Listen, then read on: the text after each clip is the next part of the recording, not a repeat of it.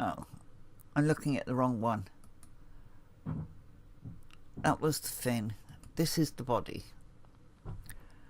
I used my refill with a spacing of 0.9, which is a loose density fill, and I asked it to travel on edge. Don't try traveling on edge on a standard density, and the standard density is anything from 0.3, depends on the thickness of your thread, 0.3 up to about 0.6. Needle is too wide and your hoop won't move sufficiently. Then we applied Florentine. Couldn't think of the name. And then I duplicated that because I wanted the identical Florentine curve, moved it by 1/10 of an inch or 2/10 of an inch. You can actually move it more if you want. And I used the second colour on the top. And that's the second colour.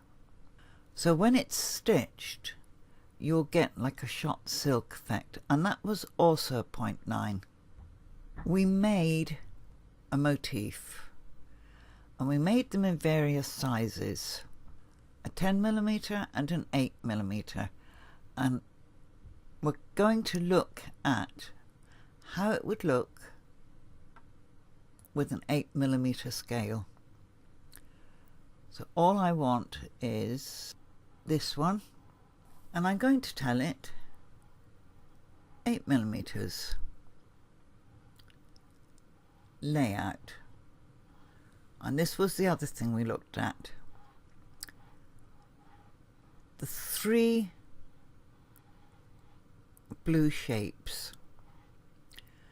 The one that's highlighted allows you to rotate it, which we're just going to do when I have moved this one into position, and I moved that one over to touch the 2 below it, and it needs to come down just a little bit more. That's better. This one, and be quite truthful with you, I've forgotten what that one does. I think this one widens and narrows, but I go back to this one, click into it and twist it. That's your directional pattern one, and then click enter. And there it is as an 8mm one instead of the 10. So we'll look at that. It's a smaller scale and it still looks fine on the fish body, so I think we'll save that one.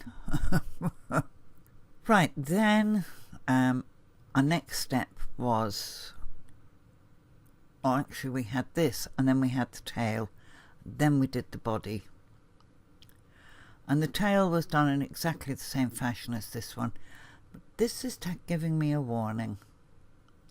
So let's go and take a look and see what it's telling me. And I come out of True View.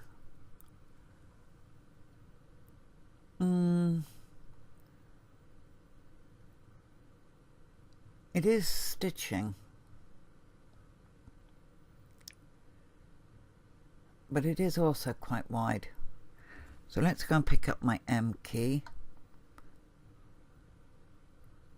End of stitch. 7.12. Now the machine can cope with that. That one's 8. That might be a bit wide for it. That one's 7.6. Always assuming, of course, that I am... Hang on, let me get rid of that. Right, reshape, select, reshape.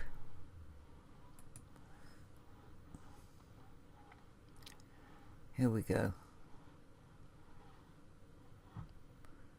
I'm going to tap on that one, and I'm going to bring it out through that point.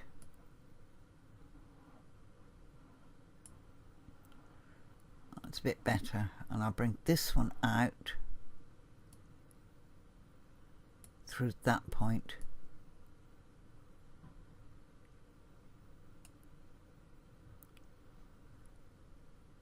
And this one out through that point.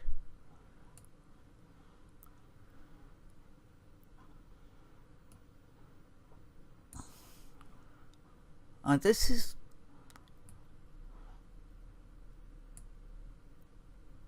reshaping carve lines.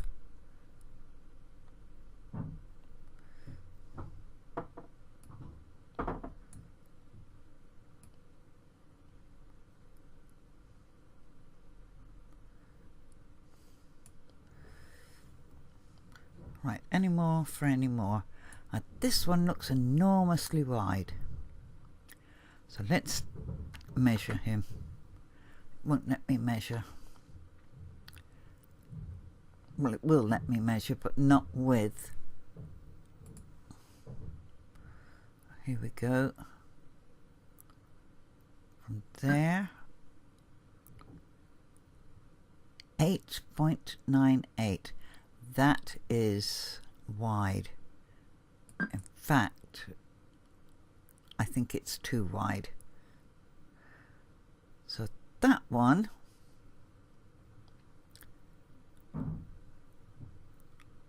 I'm going to put another carve line in. Not all the way. So let me drop my measuring stick.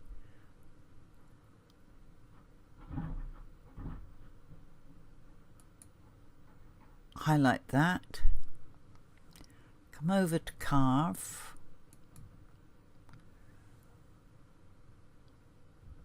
Digitize. Start digitizing. Just take it from about here.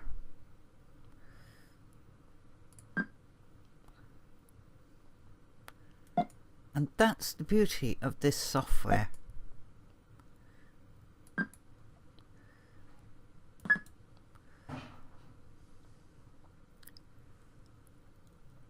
Second click to set it, stamp. And let's look at that in one-to-one. I don't know that it's very attractive, but at least it will save my machine some anguish. Then we looked at the head. We put the belly in with the Florentine and weave fill 2, I think it was. We used a tatami fill for this and added stitch angles so as the tatami weave would follow the direction of the stitch angles.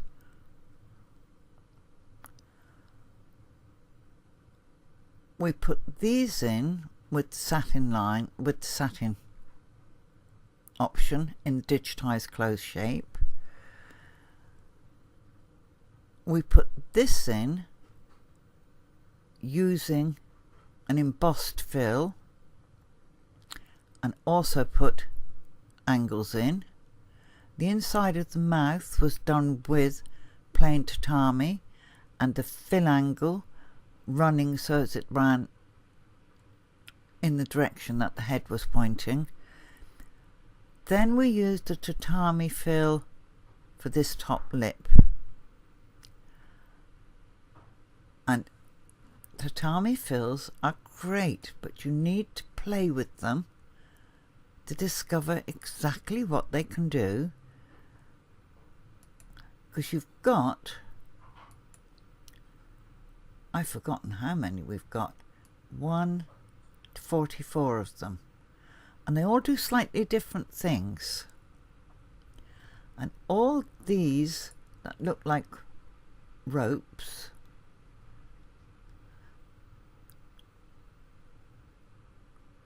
number 13, and I believe number 12 as well, but they're much finer, will actually give you a rope effect if you get your angles correct.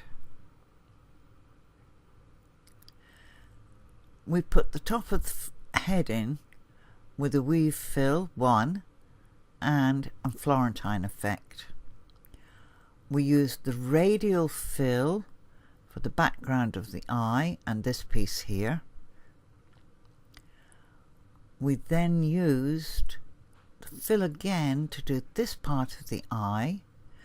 Oh, and one thing while I remember this, if I click on that and I go to tatami, I want you to watch what happens when I choose. Now look at that.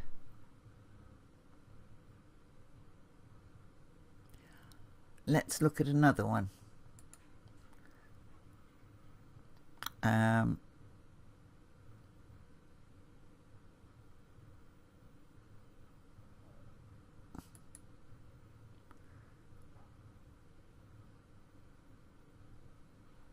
Do you see how it changes everything? I'm talking here.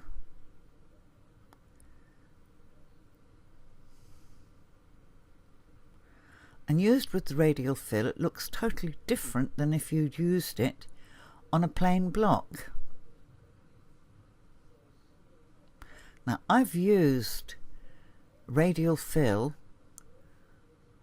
with one of these fills to create fins on another fish design, and it's worked very well.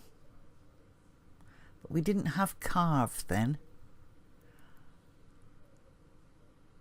This was plain tatami fill. I think I'll put this one back where it was, because as much as I like it, it's now killing stone dead all the effects of the other stitches. That's better. We put this in, and then we put in a run of backstitch. We did the eye with satin and then carved it, which immediately made the eyeball jump out. And then of course we used carve in here. Then I put a boundary on, and I moved it up the resequencer into a place that I knew when it's stitched it would be behind the tail, the fin, the head, and the tail. I've altered the default densities. I like my embroidery threads to puff out a bit, and they can't do that if you use the default setting in Hatch, which is 0.36 for satin, which is tremendously tight. They end up piling up on top of one another, which makes them look loose. Your threads are loose woven. They don't have a tight twist like a sewing thread has. It's a floss, and they're designed to spread a bit to give you coverage. So I like to give them that teeny little bit of extra room. It's not an awful lot, but it's just enough. Stops them all piling up on one another. Okay, so we've gone through the various things that we've looked at and used. You made your motif, and you find make motif in the context panel when you've created a shape and you tap on it. I don't know if it would let me do it with this. There you go, create a motif out of the eyeball, or create a border out of the eyeball. Create a motif, create a border.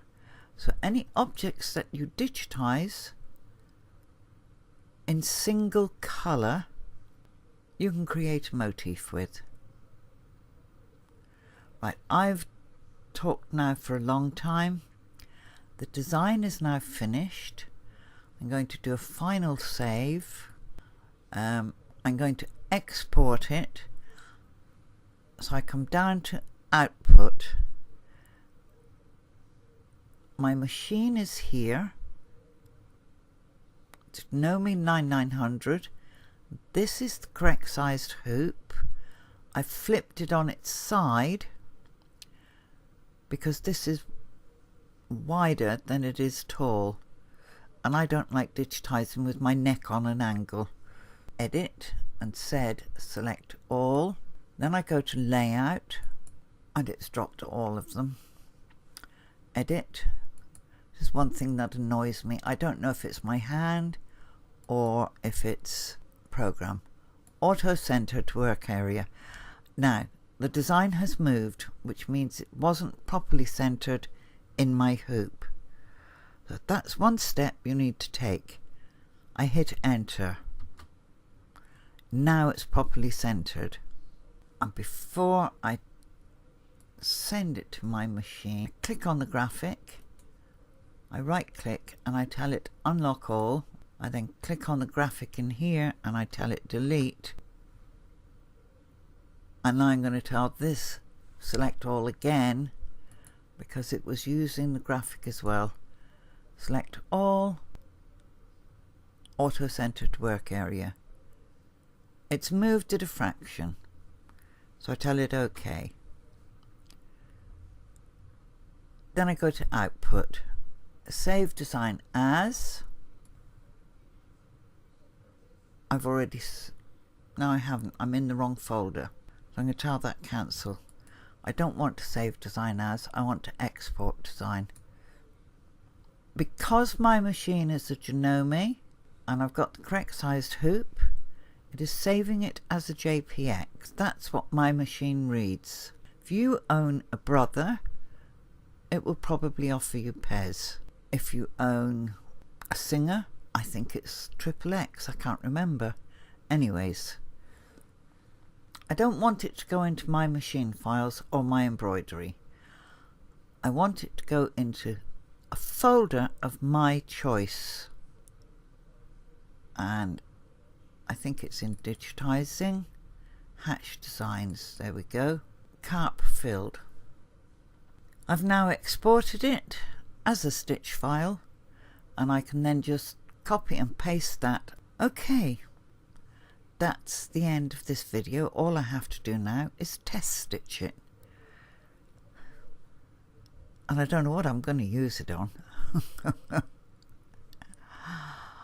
I will see you all again in another set of videos one day.